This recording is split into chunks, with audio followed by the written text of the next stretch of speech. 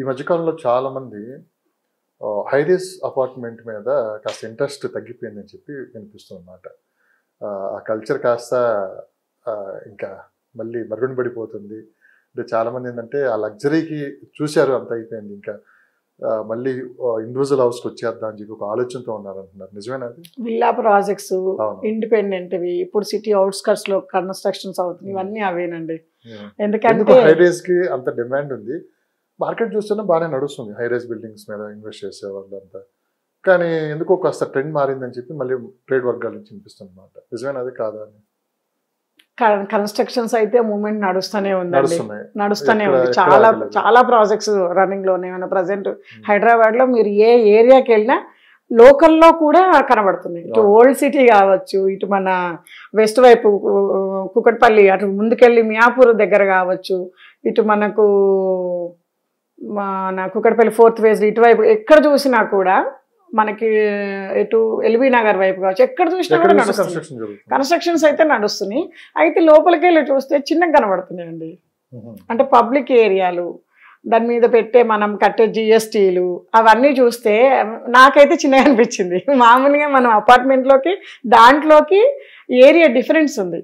4 కోట్లు పెట్టి కొనడం వేరు, దాని మెయింటెనెన్స్ మళ్ళీ ఎవ్రీ మంత్ 30,000 40,000, ఓ రకంగా 40,000 పెడితే మంచి డూప్లెక్స్ హౌస్ బయట రెంట్కి వస్తుంది. రెంట్కి వస్తున్నాయి. నిజమేనా అది? చాలా మంది 100%. అపార్ట్మెంట్స్ లో కూడా ఇదే పరిస్థితి. కోటి రూపాయలు పెట్టి ఇల్లు కొనుక్కొని అవును. ప్రతి నెల 15,000 ఏమో ఉంటది కదా సార్, చార్జెస్ అంత గ్రూప్ గా కోటిన్నర పెడితే మరి ఆ టైప్ ఆఫ్ ఎమ్యూనిటీస్ ఇస్తున్నారు. ఎమ్యూనిటీస్ సెక్యూరిటీ పరంగా అన్ని చూసుకున్నాడు మంచిదే. బట్ ఈ పక్క తీసుకున్నామంటే నెలకు 15,000 అంటే ఇప్పుడు మనం ఒక రకంగా వండింటికి సొంత ఇంటికి రెంట్ కట్టినట్లు ఉంది కదా. ఉంది, అలానే ఉంది కదా పరిస్థితి. ఉంది. అది బ్యాలెన్స్, ఆ స్థాయి ఇన్కమ్స్ ఉండి బ్యాలెన్స్ చేయగలిగిన వాళ్ళకి ఓకే ఉందండి. బ్యాలెన్స్ చేయలేని వాళ్ళకి మాత్రం అది బర్డెన్ అయిపోతుంది. సో మీరు చూస్తున్నారు మేడం, మార్కెట్ 16 సంవత్సరాల నుంచి చూస్తున్నాం. హైదరాబాద్, పర్టికులర్ హైదరాబాద్ మార్కెట్ ఎవరు అవునన్నా కాదన్నా కానీ సాఫ్ట్వేర్ రంగం నుంచి హైదరాబాద్ రియల్ ఎస్టేట్లో ఇన్వెస్ట్ చేసే వాళ్ళు 50% ఉన్నారు. మార్కెట్ 50% ఉంది. ఎందుకంటే మీరు అన్నారు కదా, ప్రతి ఇంట్లో 2-3 జాబులు చేస్తున్నారు. అందులో సాఫ్ట్వేర్ ఇంజనీర్ ఉంటున్నారు.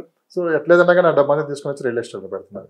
కానీ ఈ మధ్యకాలంలో టెక్నాలజీ మారే కొద్దిగా చాలా కంపెనీస్ లేఅవుట్ ప్రకటిస్తుంది. జాబ్స్ ఉంటాయో పోతాయో. నేను నిన్నే ఒక ఆర్టికల్ చదివా, మీకు కూడా పంపించాను.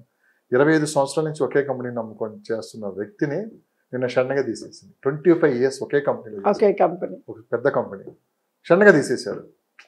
ఒక భయానిక వాతావరణంలో అయితే ఉన్నారు. రేపు పరిస్థితి ఏంటి? మనం లోన్స్ తీసుకొని అప్పులు తెచ్చి ఇన్వెస్ట్ చేసి స్టక్ అయిపోవడం కన్నా కాస్త చూద్దాంలే పరిస్థితులు ఏముంటాయని చెప్పి చాలా మంది వెనక తగ్గుతున్నారు అన్నమాట. వాస్తవా కాదా?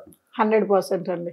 ప్రతి ఒక్కరిలో ఆ భయం అనేది ఉందండి. అయితే నేనేమంటానంటే లగ్జరీస్ థింగ్స్ మీద ఇప్పుడు అట్లా అనేసి కార్లు కొనడం ఆపట్లేదు, పిల్లలు మంచి హయ్యర్ ఎడ్యుకేషన్ చేయించడం ఆపట్లేదు, ఉండే ఏరియా లొకేషన్ బాగుండాలని ఆగట్లేదు.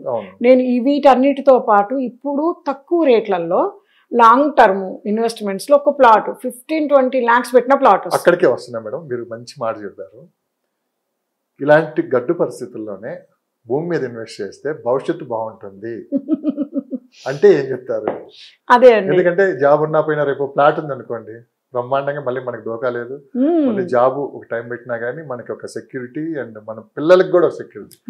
చదువులాగో ఇంట్లో ఏది ఆగదు. సో మనకి ఏదైనా ఎమర్జెన్సీ అయినా, డబ్బు అవసరం ఉంటే హాస్పిటల్స్ కావచ్చు, పెళ్లిళ్ళు కావచ్చు, స్కూల్స్, ఏదైనా సరే ఒక గ్యారంటీతో ఒక ప్రాపర్టీ కనపడుతుంది. లగ్జరీస్ ఆపి అండి, మనం స్పెండింగ్ ఎక్కడ స్పెండ్ చేస్తున్నాము వచ్చిన అమౌంట్ని అనేది అది ఆపి. ఎందుకంటే లక్షల్లో ఉంది శాలరీస్. ఒక ఇయర్లో తీసుకుంటే ఇద్దరు జాబ్ చేస్తే ఒక ఇయర్లో ఒక ప్లాట్ కొని అంత స్తోమత ఉంది. కానీ దాన్ని ఇన్వెస్ట్మెంట్స్ ఆపి లగ్జరీస్ థింగ్స్ మీద ఇన్వెస్ట్ చేస్తున్నారు.